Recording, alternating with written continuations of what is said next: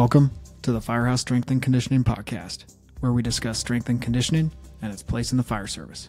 I'm Eric Haskins, and I'm a professional firefighter and strength and conditioning coach. Enjoy the show.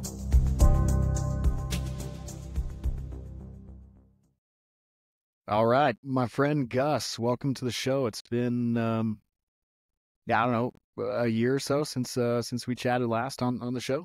Yeah, other than some inappropriate text messages in the middle of the night. That's I think the last time.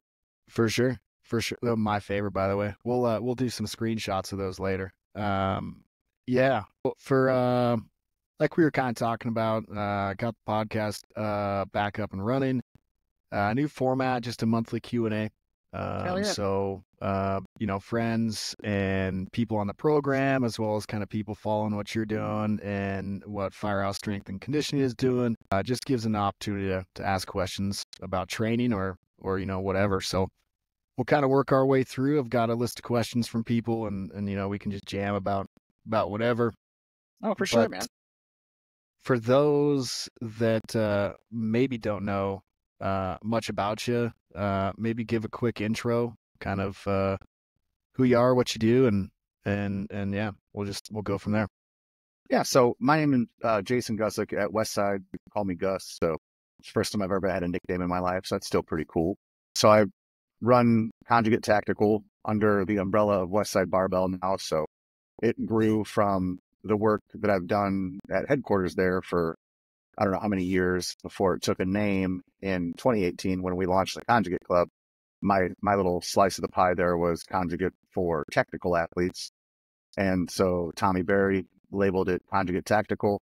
And then it kind of grew pretty quickly. And then we trademarked that. So stole our name from Tom Berry, trademarked it. And so now we run Conjugate Tactical and pivoted during COVID. We pivoted our business, the brick and mortar here in Indiana, where you were, into being more of a headquarters versus the gym format we used to have before. So it's more of a private training club with an office. And then still do all my work down at Arsenal Strength in Tennessee for equipment sales and gym design, the seminar work and education at Westside still. And then, run our membership, quasi membership based gym here and Indiana. And I mean, that's pretty much it, other than, husband and dad, try to fit that stuff in there somewhere when I can. Sure, man. Busy man. Yeah, you haven't slowed down at all. Yeah, we took a little involuntary break back in February and March, and then crawled out the other side of that nonsense and got back to work. But it's a lot slower. It sounds busier saying it out loud than it is now compared to the last 2 or 3 years. So we're in mandatory third gear now compared to the chaos of last year, which is sure. I miss it. Well, it's good to see you on the other side of it, man.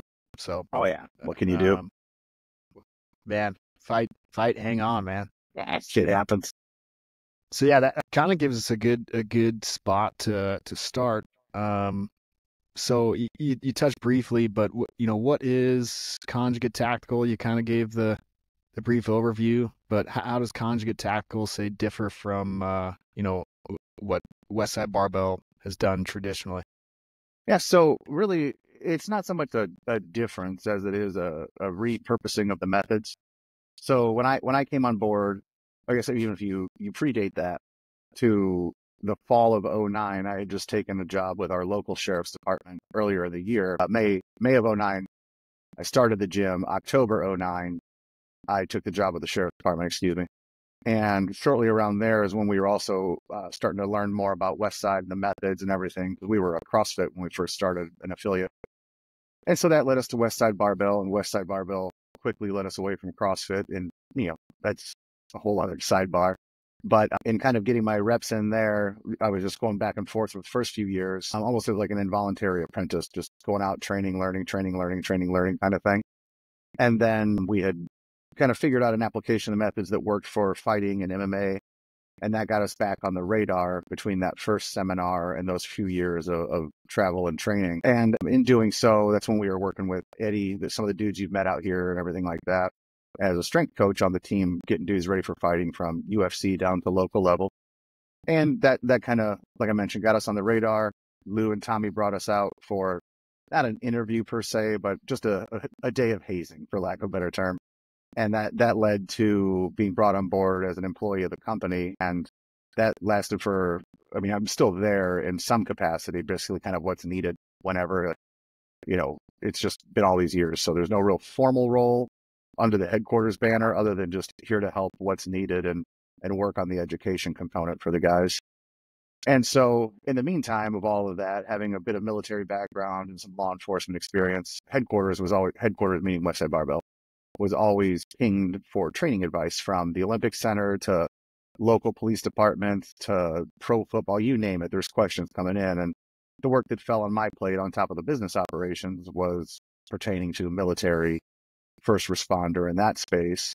And so we were just really learning how to tweak the methods for fighting and then take that modification and make it more general versus sports specific. And that really kind of segued into Conjugate Tactical. And with our growth and where we landed as far as our private work goes, it really gave shape to what we do. But really, it's nothing more, I mean, not to trivialize what we do. I don't mean nothing more, but Sure. at the end of the day, it's nothing more than repurposing the Westside methods and Louis' system of training to meet the physical demands in the military / first responder space, and then execute training very, very similar to how we did it in the world of fighting, in that it has to be synergistic with the totality of, whether it's a high-level operator dude, military first responder, you name it. We have to tailor that and organize it in such a way that it supports the totality of training. So that's really, I would say, where we differentiate, if there is a difference, in that we are not season or sport based. It's creating a blend north of general physical preparedness, but not so specialized like you would peak for a fight or, game day or something like that. It's not so specialized that it can't be managed throughout the entire year or career of the person. So I would say that's the drastic shift is we really have no end until our dudes retire. I know we don't want to know you. But Yeah. You go grab a beer and put on all the weight you want to, man. You've earned it. That's awesome. No, I think that's a good point, because you get asked, what differentiates, a strength and conditioning program for tactical populations versus sports, or other specialty fields. And I think you touched on it, where it's just the organization of training, in season, out season, whether you want to say peaking or whatever, you've got these specific dates that you need these qualities and capabilities to show up, versus, in the military law, fire populations, it's like, there is no off season. Correct. Military, like, you do have, depending on what unit, you've got a deployment schedule. So like you can have maybe a different organization there, but still it's like the need to maintain qualities and capabilities year round at all times for, basically a constant state of readiness. Right. So Absolutely. And that's really, I think that at this stage in the game, like when we really kind of went live with this, it was still pretty broad stroke. And, really I attribute, if you trace it all back, there's a man named Jeff Martone, who really I consider to be the godfather of all this concept of tactical strength conditioning. And luckily he's become a buddy over the years, and some of his people he's brought up have been working with us, and just one of those dudes, you kind of put him in the involuntary mentor category. yeah. I know you're not signing up for this, Jeff, but I'm going to effing learn a lot from you, whether you like it or not. And it really is. It's taking a means of training and keeping your people above middle of the road, but managing expectation. I think that's the biggest part of it too. And also, like, if you subdivide it, you have administrative style training is what we qualified as. So if you are preparing someone for a selection or boot camp or any number of sort of physical tests or gates they're going to pass through, I truly believe you need an expert there. And luckily, we have a really great network, so that if we can take the inputs from all these experts, like, I wasn't a tier 1 dude by any means, but we know some dudes who can give us some insight if we're working with some people and things like that. But by and large, we're in it for what we call operational strength or operational readiness, more so than building someone up for any specific event. I believe you really need a specialist there, or someone who's kind of walked that road. Otherwise, we're just putting exercises on paper without expertise.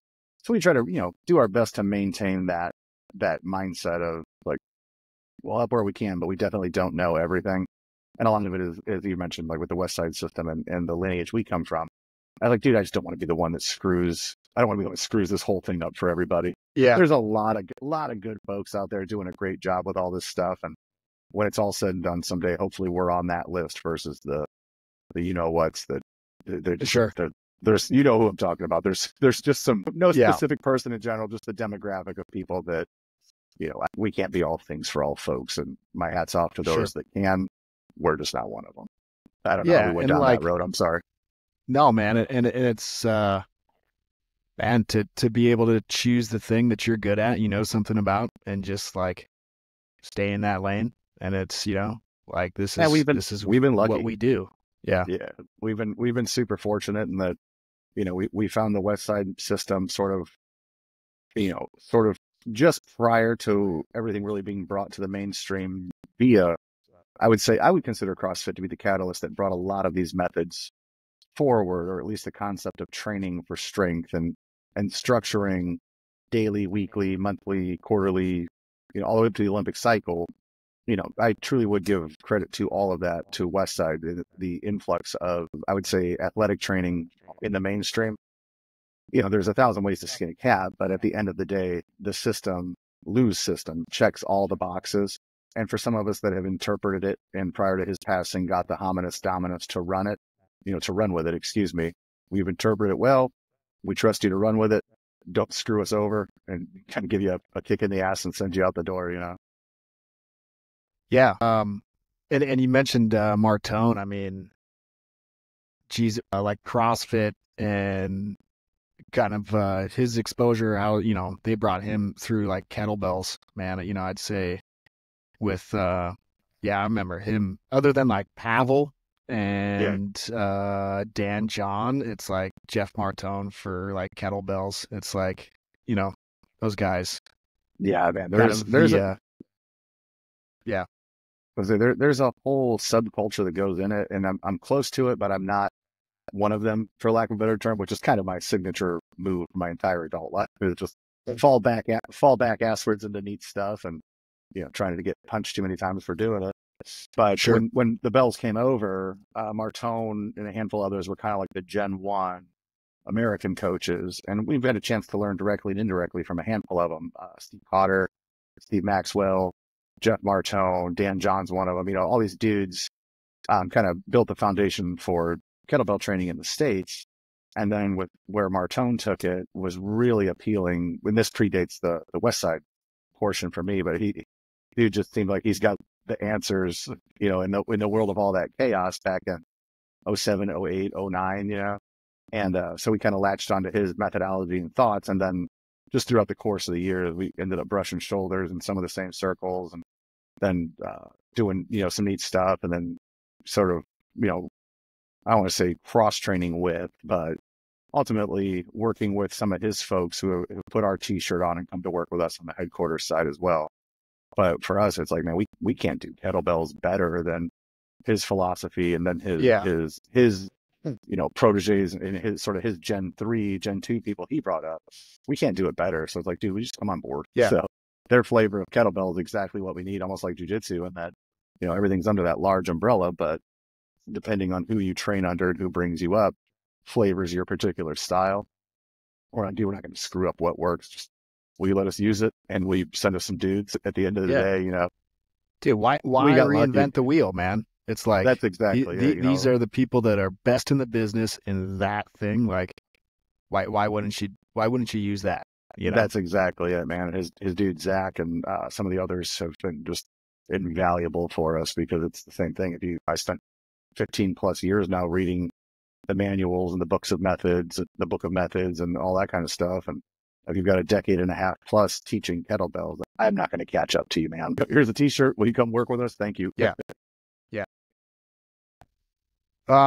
Okay. So I'm going to try to get you to do it real quick, but, you know, and maybe, an elevator pitch, you know, one sentence or something like that. What is the, you know, the conjugate method, or, you know, Louis' system, you know, because I think there's a lot of people throwing around the term conjugate training, I get asked all the time, like, what is this? How does it differ from, say, traditional Western periodization? You know, yeah, in your words, elevator pitch, what is the Westside conjugate system, Louis' Yeah. system? Yeah. So the conjugate system itself predates Westside Barbell as we know. Westside Barbell is a huge, if not what I would consider to be the most important chapter in the book of the conjugate system of training. But really what it is it's training a series of special strengths or different types of strong. If we really not water it down, not from a point of condescension, but if we speak to people outside of the gym world, really what we have is a means of training in which you're training a series of special strengths or various types of strength. For us gym dudes, force velocity curve, go up and down. If you're not dialed in on all this stuff or spending your professional life doing it, then think about the difference of doing 100 push-ups weighed against the guy or gal who can deadlift 600. If you're just looking for an all-encompassing term strong, it'd be very, very, very hard to determine who's the strongest of the two, and that they're training two very specific types of strength endurance, maximal/absolute strength with a deadlift. So really understanding that there's a series of strengths or a multitude of ways to display/test strength, that would be the precursor to understanding the conjugate system or the Westside methods. And then from there, it really is learning how to organize and train the system simultaneously so that you're training all of these strengths within what most of us refer to as the same training week. So Monday through Sunday, we've touched the heavy slow, we've touched the fast and light, and we've built a gas tank behind it.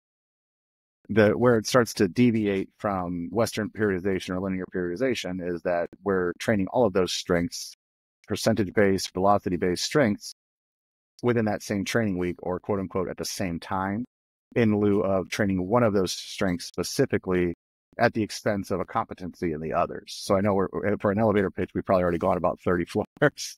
No, But man, that's really it. the gist of it, is understanding that there's a lot of different ways to define the word strong, and then understanding how to train those strengths in a velocity-based or percentage-based manner. And that's the ground zero or the cornerstone for the system, regardless of the term we use. And it's meant from respect, but regardless of whose t-shirt you wear, that's the nitty-gritty on all of it, is really training those strengths simultaneously versus letting any one of them suffer at the expense, at the support of another. And then it becomes a strategy of how you want to make that happen, whose flavor of the conjugate system you prefer, and then with it, what you'll do with it. Perhaps it's reaching, but morally or ethically, what you're going to do with it. Like for us at Conjugate Tactical, I know you've been to all of our stuff too, and we've gotten to do some work together, but no one gets mad at you, at least in my experience, if you reference or cite an author versus pretending that you created all of this stuff. Right. I believe personally, if we're going to subdivide the conjugate system, that's where the Westside methods or the Westside approach to training differs, in that Louis cites the authors he learned from, inserted his contribution or evolution of the system. And, those of us that have been fortunate to train under him and work with him for all these years prior to his passing tend to do the same thing. This is the point of origin, this is the adaptation, and this is the outcome. Basically tip the cap up where it belongs. So I would say, other than the training of strengths, it's what you do with those outputs and how you present them is what differentiates the Westside methods and that web from the conjugate system. And then, the evolution thereof, and the understanding is basically we're training a lot of strengths all at once, and that everything is directly correlated or connected to one another. And then you really start going down the rabbit hole, depending on how interested you want to be in this stuff, of exactly the role of muscle function and all of that stuff starts to really go in. And I think we would need 2 or 3 more elevator rides to go further than that. Well, no, I mean, and you really did give the basic, because you could get into the nuance, and like I'm not sure where that hole ends. But it's also the beauty in it that like it's not so rigid that like it's I love it on the coach's side of like the ability to be creative and to come up with your recipe right? Yeah, I mean, we've always used I know, all my dad jokes and everything, having heard them all over the country, but it's kind of like if you walk up to the buffet with a plate, you're going to grab a little bit of, it's the same damn food offering to anybody there, but your plate is going to look a little different than this guy's or hers or that guy down the road. And I think that's the fun part of it for coaching, is that you've got all the elements you need in front of you. And then how you organize it for the athlete is that's when that's not fun anymore, you probably shouldn't coach, because the system truly greenlights damn near anything you could ever need to build an athlete or a tactical professional or first responder or anything like that. All encompassing term would be athlete. So it's really how far you want to grab each component and run with it. If you want to be, a specialist in maximal strength, well, then something's going to give somewhere. But, if you also are working with endurance athletes or fighters, which is where we kind of cut our teeth, then those 1 rep maxes are going to be limited by the very real need for the gas tank. And then balancing that whole thing out that's the art of coaching, or the science behind all this stuff. And, so we're not terribly entertaining, but if you are, if you are a showman and stuff, you can go off the rails with max outs and slapping each other and smelling salts and the crazy stuff for sure. But ultimately it's a lot, but not an overwhelming amount of math. And then just, trial and error. That's all strength conditioning really is trial and error, and then problem solving. Yeah. I love it, man. It's been good. The showmanship, man. There's I'll leave that one alone. Yeah. Well, we've been lucky on that subject. It's always fun to get this close to being like a mean girl, but not really pulling the trigger. But I've spent my entire adult life, and probably my teenage years too, but my entire adult life around pretty gnarly dudes, and a majority of can beat the absolute living what out of me. And that's a pretty good guideline as far as how to conduct yourself in the industry when, your primary training partner was pro UFC bantamweight, and then the remainder of your training partners are like high level jits dudes or retired this guy from that unit and whatnot. It's like everyone is freaking awesome, and I'm not. And I'm just going to try not to be the guy that gets punched in the mouth for being a jerk to somebody. I don't understand the other side. They'll call you on your bullshit. How valuable is that, right? Like when you're surrounded by people that's like, nah, we just don't have any time or place for that. Like, man, it keeps you authentic. So well, I'll tell you what, man, all the years of working with Eddie and the dudes at the UFC level and whatnot, we always just, and I say we because it's, a team sport with one competitor, but we always took for granted the synergy, or just essentially just the professional respect we had on the team between the jiu-jitsu component, the striking component, the total fight strategy, the strength conditioning, the recovery. Everyone just got together between Mark, Bob, myself, and a couple of other guys, Keith, and a handful of others over the years to really help try and build Eddie to the highest level.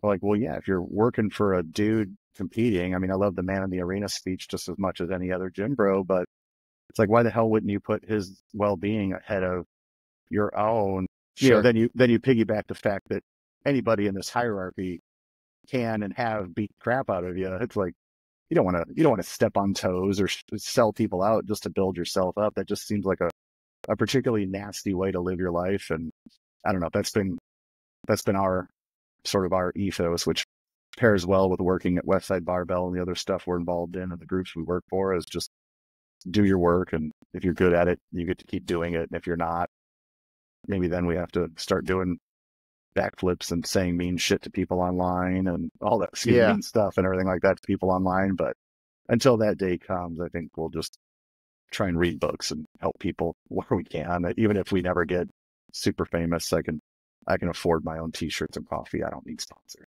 All right. That's awesome, man. I like that. That's awesome. Also, thanks for buying that t-shirt, because now I can afford my coffee. Yeah, there you go, man. Dude, I think it's an activator. I mean, I've worked out in this enough that it's like an activator shirt now. So I'm like, it's a 2X for anybody watching this, and it's nice and snug. So it might be time for a new one. Yep. What Gus said, for sure, for sure. Okay, let's dive in to some of these questions in no particular order, man. I'm just gonna start ripping through them and yeah, man, please do. See where it takes. First one I got. Question was, I primarily train alone due to scheduling. How important is training with a group for long-term progress? Dude, I honestly on that one, I think it's the personality type versus a broad stroke statement. And I don't mean to sidestep a simple, very important, not important at all, but it really is. I mean, if you're wanting to get the best out of your athletes, then we have to do our best to sort of create the environment that'll get the best out of them. So if you look at the, people who tend to be introverted or extroverted, or, how much are you reliant on adrenaline, not skydiving adrenaline or anything like that, but if you've got good music playing and the bros are in the gym and, pretty gals running around in sport bras and all that stuff, like it creates a pretty good training environment for a lot of people. But ultimately, it's the quality of training. So if you're, on just a bruiser program that just wears you out, you may need those individuals specifically to keep you going, if for no other reason that it sucks laying there like a failure in front of people more than it does by yourself sometimes. But if you're, highly disciplined or, sort of internally motivated, then those training partners could essentially be there for nothing more than a spot for safety. So to kind of answer that question with a question, I guess it would depend on what kind of person you are. Like for me, when I was younger and we had a lot going on, I mean, my athletic competition is, I was in the Marines for a while. I got in a couple of fistfights as a police officer and broke some doors. So that was cool. A couple of amateur strongmans and a couple of push-pull meets. I think I did one full power, but blew my hip out doing something stupid. And I don't think anything counted. I really don't understand the sport that I was doing that day. I didn't really understand the rule set other than just going to get a big deadlift, hopefully. And I forgot where I was going with that. But as far as like athletic preparation and whatnot, understanding the athlete or the athlete type would be far more important than the environment they're in. Than on the coaching side, if we could create or do our best to create the environment that is optimal for that person. That's how I would answer that. Is one, how do you prepare? Oh, excuse me, that's what I was saying. Is when I was younger, like that loud, crazy, Slayer and all that stuff going around, just that created the workout. It was an absolutely awesome chapter in life. But as Father Time has rolled on, and now, my wife and I, we have a son, there's no more free time. In some capacity, I've been at work. In some capacity, I've been at work for 7 days a week for 15 years, whether it's simply an admin day of emails or like Saturday, I only run the gym and try not to turn the computers on. Now a quiet gym with just low music and accessories. That's a nice way to start the day versus blowing your nose out squatting with 6 guys yelling at you. So I think it evolves as well. But short answer made long. I would say it depends on the athlete.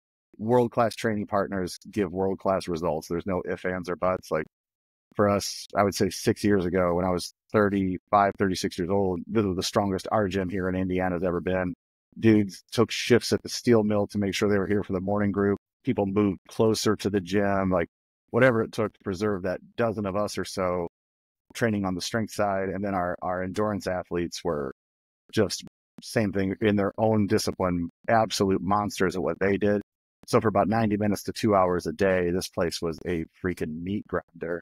And then we all had kids and people get promoted at work and careers moving to other states. And it's all wonderful chapters in the book. But as things have evolved now, I prefer Saturdays are nice with training partners, but by and large, I'm working out near people, but not with people, if that makes sense when our gym's open. Yeah. And totally. I can't say that I hate it because I have nothing left to really compete in. Like, if you take a bunch of middle-aged dads that work 70 hours a week and put a ball on the field, whatever that sport is, I'll try. But, without having a specific goal, I'm just as happy training in either their facet with a busy gym or by myself. And, we reap the benefits of both, depending on what chapter of the book we're in throughout the years.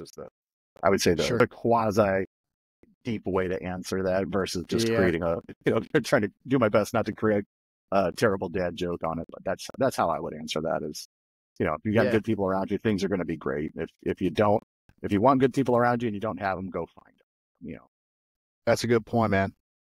Yeah. I think, man, there's a few times, at least in when I think about my training, there was a period of time, our friend Frank, when he owned a gym, man, there was a period of time where we just had this monster of a group at like 9:30, and it happened organically. It was totally unplanned, And that was one of my like favorite periods time like of training, because when I look back, it's like, man, we had like lightning in a bottle. And Yeah, we had dude, that's captured it for a brief amount of time, totally by accident. And that was like some of the most fun I'd ever had training. And to try to recreate that, it's like, I'm not sure like I could ever get that again. And I just look correct. back on it with fond memories. It's like, dude, Yeah. we had this moment of time. It was awesome. And back then, Yeah. like that training group was great. Like you, I've got kids now. Things have changed. My life looks different. Most of the time it's training by myself at 5:30 a.m. in the garage before everyone wakes up. And I get a lot of good training in as well. It's Yeah, like I mean, that's at this time, like that works well for me. yeah, I mean, and that's the elegant way to say where I was trying to get to, is Yeah. that lightning in a bottle, man. It was an absolute, I couldn't imagine have spent those years in any other capacity that we did. But ultimately, I don't think that I would even want to try and do that again, because all of that time and that style of training served its purpose. If we're working with, we only ever worked with friends in the world of fighting. I never understood how a coach could bounce. I mean, and again, what do I know? But like, I don't want to work with other UFC bantamweights. Like, what if you fight my friend? Yeah. I'm a white boy from the suburbs in Indiana, dude. I know the street rules. Like, don't beat your friend up. So, that whole thing was always weird. But it's like, man, if we're generating like legit gladiators to go out and fight in a cage, the environment should probably support that and not be like a den of softness. And I think Yeah. I think us in the strength sports, because we had strongman, powerlifting, we had a couple ollie lifters over the years, but for most of us in strongman and powerlifting, training right alongside fighters, it was like, if you outlift this dude, whether he's all knuckled up and cauliflowered and whatnot, if you outlift him or not, like, chances are if you lift more weight, he's going to beat you up. And if he can beat you up, at least you're stronger than him. So it was a healthy trash talk environment for us. And then Sure. if any of us went on a run, our gals, we have some nurses in this gym that are absolute speed demons. So it's like we'd all go on a run, and I don't care if you're fighting for a title or deadlift 700, like the girls are faster than all of us. So it humbles you no matter what. But it really was a wonderful chapter. But to try and recreate that, I don't even think I would want to at this point, because I like you, I train around 5:30 in the morning, and I've got some different things that dictate kind of how I train for the day or for the week going on. But ultimately, it's still good people, and we've had brick and mortar for 15 years now, so we've got dudes and gals who they had a newborn when they joined, or maybe a toddler when they joined, and now that kid, we just got done with another summer of open houses as they head off to college. So it's like, man, human beings Crazy. are, we're evolving as a tribe in the gym, and I think training should evolve or at least adapt at a minimum to aging or real life. And it's just the same kind of pivoting back to our topic of the tactical athlete is like, yeah, it's the same thing. A 19-year-old kid who is ready to just destroy and burn and kill everything, which the U.S. military desperately needs. That's a huge part of military services, wanting to destroy a lot of stuff on behalf of the U.S. government. And it's like, well, yeah, that was awesome in 20 years ago, but now it's like, dude, that weight vest walk is sounding pretty darn good today. Yeah. And it's Yeah. like, if you see the administrator who's on the tail end of his career, like, yeah, that person should stay in shape if for no other reason to show, discipline and some sort of standard to the up and coming generations. But are the physical demands of a man or woman 25 years into law enforcement or perhaps fire service, are their physical demands managing the ship the same as the guys and gals in the boots?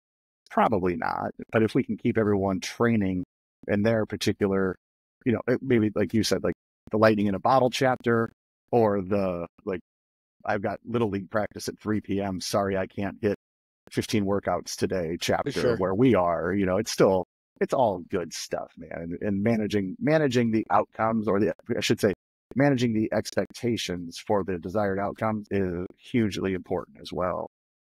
Yeah.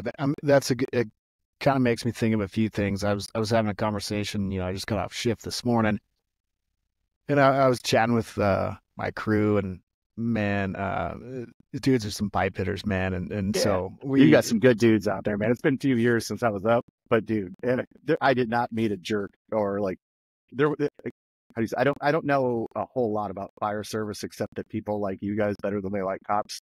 You gotta have, that's why I'm always trying to be mean to firemen when I can. sure, sure. Just to even the playing field. But dude, you guys had an absolutely awesome crew up there of like just good dudes who want to be the best at firefighting and like physical wellness, whatever that looks like for everybody. It's a huge priority there. And I think that carried over probably to like the morale and camaraderie that you have. Is like, you guys didn't have a burden, of the nearly 30 people that came in.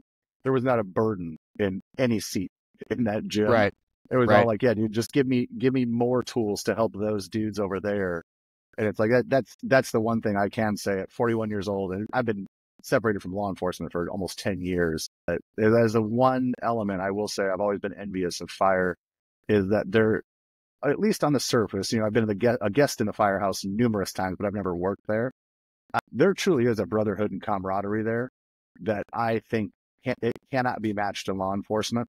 I don't know if it's personality type or whatever it is that draws you guys there and cops to be cops, but it's definitely something that I think most can be envious of. And, I think that's probably, regardless of the intensity level, to pivot back to the first question, regardless of the intensity level, I think that for most, if you could emulate the camaraderie that you see in a firehouse, that would be the precursor to building the optimal training environment. Is, get around those people you truly care about and then beat the crap out of yourself so they're okay. Yeah. Maybe that's the way to say it. No, that's good. I like that. But that being said, still gotta hate you because you're firemen and people don't spit on you and things like that. Do cops. Gotta have the coppers back. Different, man. Yeah, I've been spit on plenty of times, man. We like to put the little spit net over their face when they start doing that, so they just spit into the net instead of on you. But typically, you only get the net on after they have spitting on you once. You're like, but yeah, to wrap that one up. Yeah, I was talking about this topic and just saying, like too many people, at least what I'm seeing now is, they want to train to be like great in 6 weeks, or they want to train to be great today, which is fine because much of what we're doing is training for occupational readiness and those things, with little thought given to training to be great when I'm 55. And so a big part of the training being, not only do I need to be ready, but man, I just watched my battalion chief retire, and he's kind of going through that and just thinking of when I retire, like a lot of the training that I'm doing is I want to be awesome today, and I want to be awesome at 55 when I walk out of here, so that, all of this just, I want to be awesome at 55 too. And so we're really giving some real thought to like the training. To, longevity is the missing element for a lot. And that's where, like, I know in our sidebars, and those are private conversations, they don't make for good content per se. But the fear of being solely an entertainer, and by entertainer, I mean like I could attempt to juggle kettlebells and do all this crazy stuff, but I don't really know if I'm getting the most out of it for our desired outcome. Inputs have to equal, or at least inputs should probably lend themselves to supporting the desired outcomes. Yeah. Emphasis on longevity isn't always exciting. And I apologize for hijacking the conversation. No, man, it's good. Emphasis on longevity is typically a missing component, and that it is. It's like, well, all that, zone 2 boring, damper on 7 rowing, that's just keeping your heart healthy. And at 22, 23 years old, and 19 monsters deep, you may not care, but clearly, like God forbid you have a son or some kids someday who needs dad to stick around and earn the paycheck and do the dad stuff that you're supposed to do. You should be cognizant of that. It's hard to believe that Father Time catches you, but when he does, it's like, oh shoot, those bubble wrap knees. I sure wish my knees didn't sound the way they do now, but none of this stuff existed when I was 18, 19, or if it did, it definitely didn't exist in Northwest Indiana, which is Yeah. the beacon of evolution and all of that. No, it's a good point. It's going to bring, I've got a question kind of here that'll tie in, but recently heard a song, one of Toby Keith's like last songs before he passed away. It was something along the lines of, don't let the old man in. And I was thinking about that, and it's like, when asked, why do you train? And it's like, a lot of it is so I'm ready today, can do the things I need to do today. I can be awesome at 55, and man, a lot of it is just like fighting to not let the old man in, Yeah, dude, it's called the Toby Keith. Yeah, Toby Keith, don't let the old man in. It was Write that down. I think one of the last songs that he wrote. He had been diagnosed with, I think it was pancreatic cancer. Okay. And it was just, him talking about the things. And it was like, a lot of that now is like, that plays a big role in why and how I train too. It's like, for sure, I man. want to kick ass today. I want to kick ass in, when I walk out of this place. And man, some days it's just like, I'm just trying to keep the old man from walking in. So yeah, I get it now, man. Like that's what I've never really had a huge like physical setback in all these years of training, from probably 18, 19 years old when you start taking this stuff relatively serious, I would say. I mean, we didn't know what we were doing, but at least we were beating ourselves up at 19 years old. Well, at least we're trying something. But now, it's like, oh yeah, there's a lot of X factors that kind of throw you further and further from that. And now it's like, man, whatever tends to work for the day, I'll run with it. And it is that, I think you start seeing that finish line approaching, it's like, oh shit, like I want to make sure I have a good time. I may not be jumping on 60-inch boxes. Not that I ever were jumping on 60, but right. I think I made it on a 51 once or twice. But it's like, well, yeah, I still want to have a decent quality of life. And the joke I always make is like my biggest bench press was only ever 410. And no one gave me any money for that. Like no one gave my son a scholarship when I benched 410. And now that I'm down to around 315 on a freaking football bar and just beat up old man at 41, no one's giving my son a college scholarship at 410 or 315, but I still enjoy training. And it's still, after all these years, it's still just as rewarding when someone obtains a goal, or, a gal hits that first pull up, dude hits his first, what is it, 495, 5-plate deadlift and all that kind of stuff. And I think it's still neat seeing everyone to flip the page back to your lightning in the bottle statement. It's still neat to be a guest in everyone's lightning in a bottle chapter, maybe, sure. Like without pretending that there's not a lot of layers to this onion, man. So I'm not trying to make all these deep statements.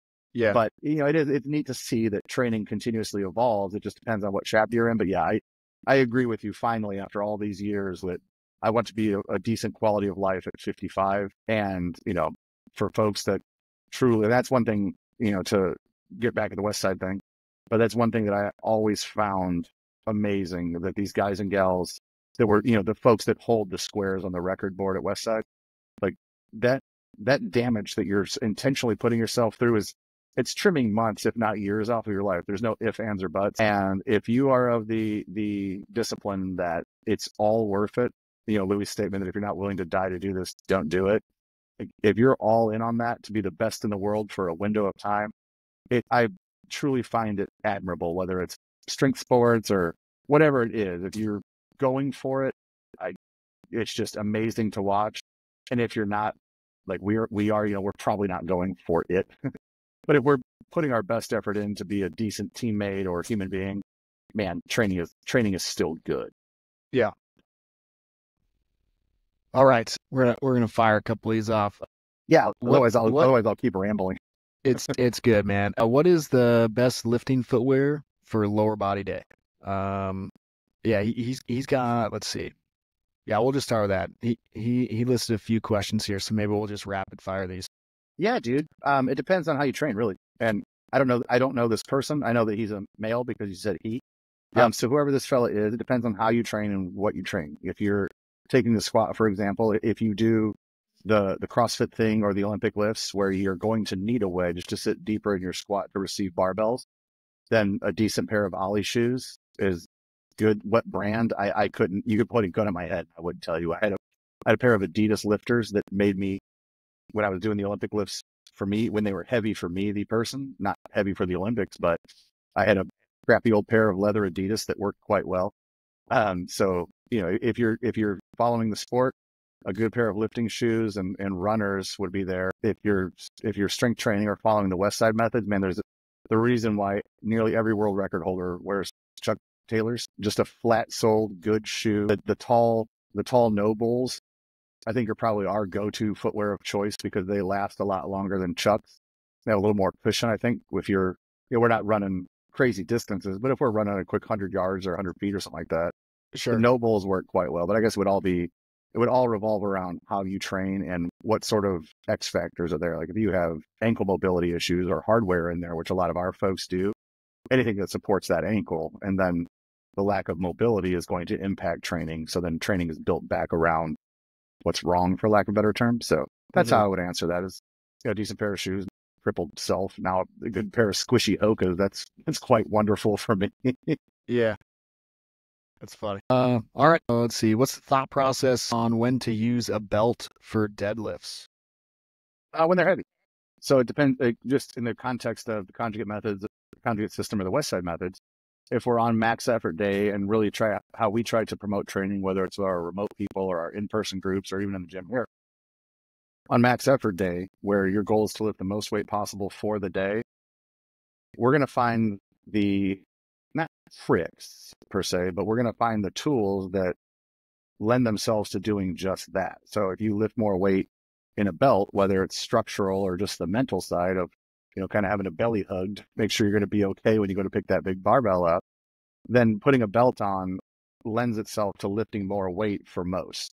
So on max effort day, if we want to lift the most weight possible for the day, I'm going to put the equipment on that's going to help with that.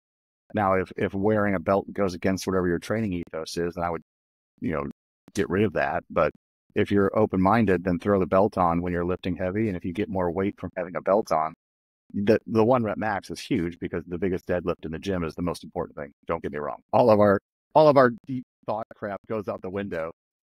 Big deadlift makes you the best person in the gym, obviously. But yeah, That'll be a soundbite.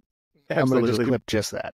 No context, just get me yelled at by the internet. Yeah. But in all seriousness, though, if the exposure of a larger weight for the CNS and the motor unit recruitment can be achieved by adding a belt when you usually don't wear one, then that would be a great home for it.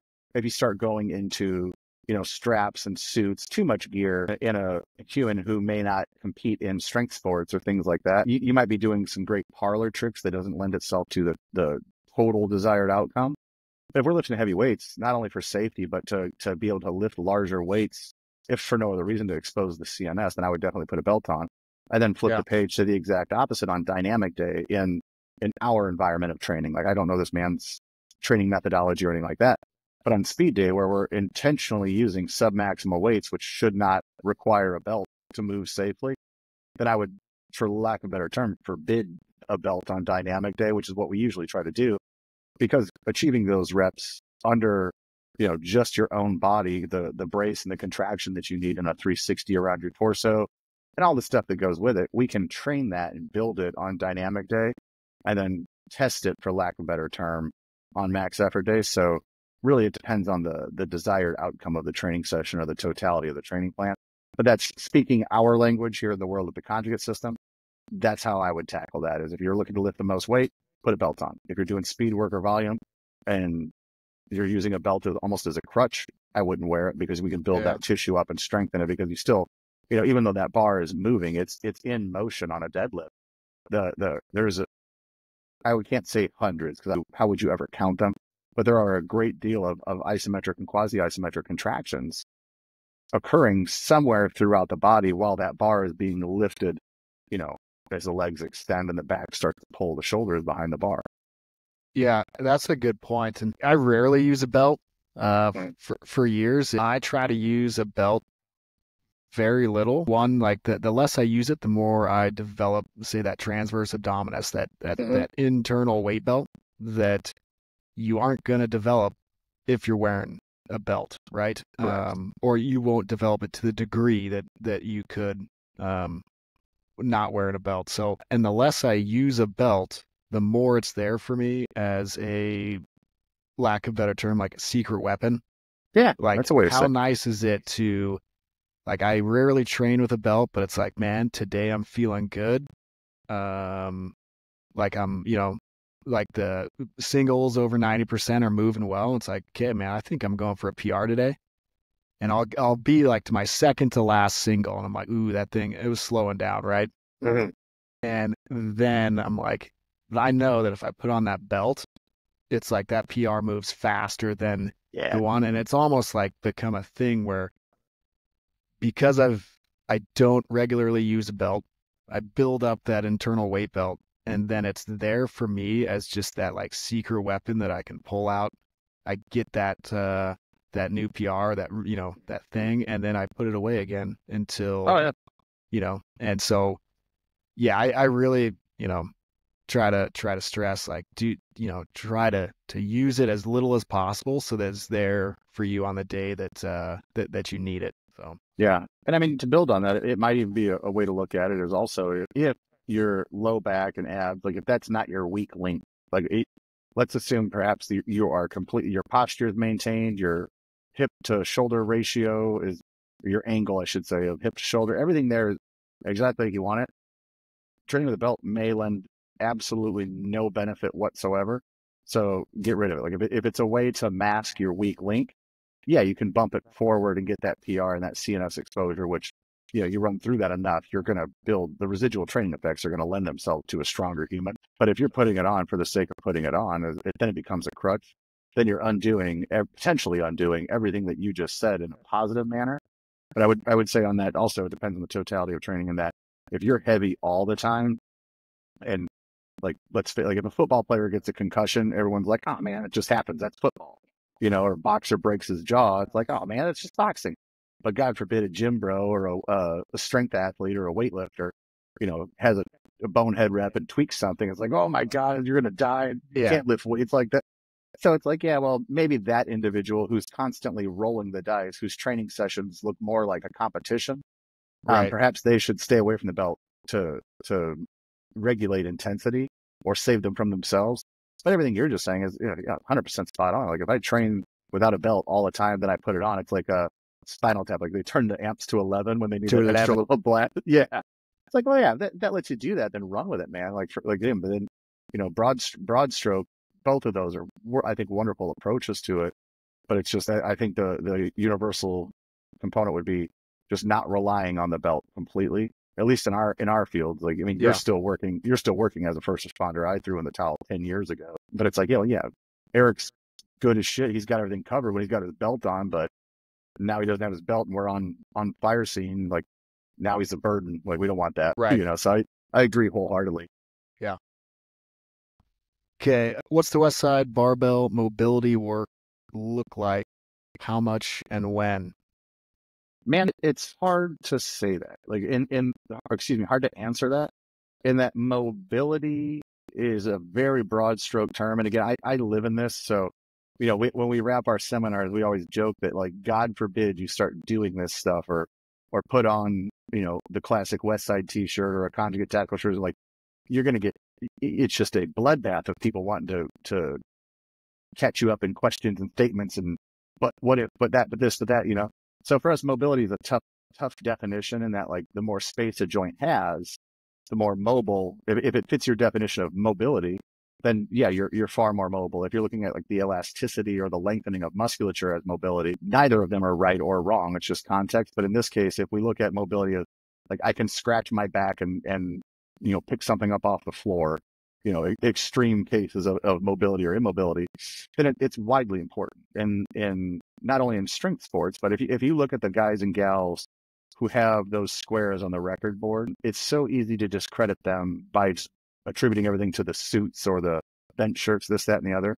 But the mobility that some of the strongest people have is absolutely insane, because if those muscles can't get into range, then they're not there to contract. And if you don't, and let's say that in a competition context, in training, if you don't have the ability to get to, if it were bench pressing, if we don't have the ability to get to here, I can't train that musculature, and then the strength wouldn't be there when I need it.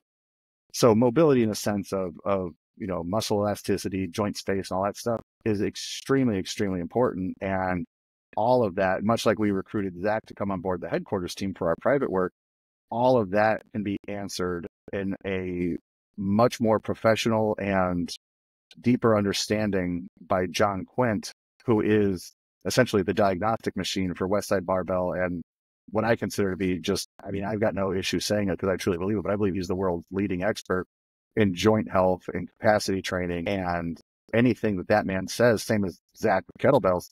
Yeah. I'm going to do whatever John tells me for joint health. And I know that he places a great emphasis on it.